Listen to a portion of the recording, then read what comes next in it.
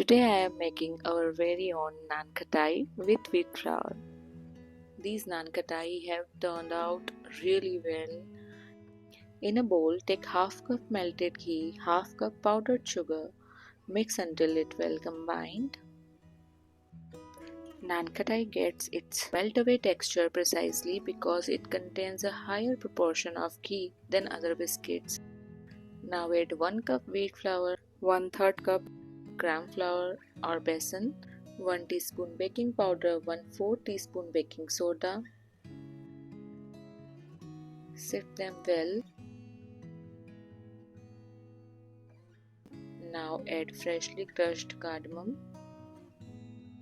We use wheat flour here, so we won't use semolina, means suji, in this recipe. Mix all the ingredients properly. We have to refrigerate the dough for 7 to 8 minutes. Chilling the dough in the refrigerator will allow the Nankhatai to be shaped properly. Meanwhile, prepare the baking tray, cut the parchment paper like this and place it at the bottom.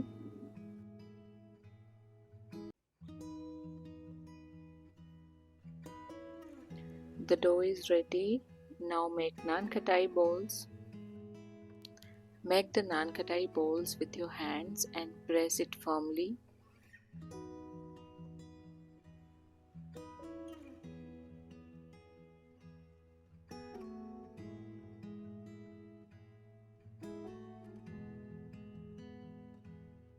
Top it off with some chopped almonds.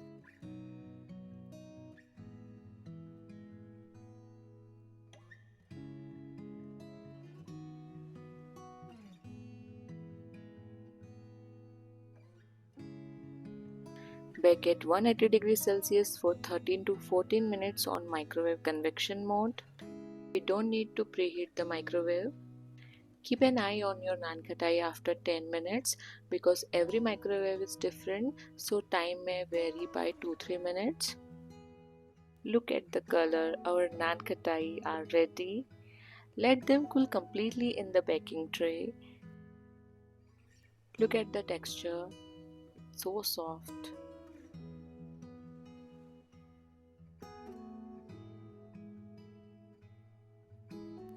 You can bake this Nankhatai in OTG and in kadhai as well.